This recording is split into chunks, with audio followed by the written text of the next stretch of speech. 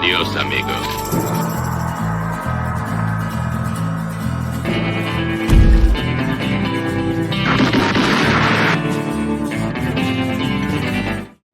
Hey everyone, welcome back to Saru Chronicles. Today we are diving into the DATEDIFF function in Power BI, a super handy function that helps calculate the difference between two dates in days, months, or years.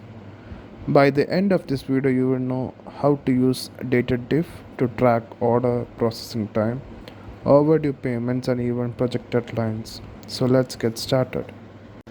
Before we jump into Power BI, let's check out our dataset. We have three key columns: order date, due date, and sales amount. Our goal is to calculate the number of days between the order date and due date. So let's create a calculated column using DATEDIFF function to find the difference between order date and due date. Here is the simple DAX formula.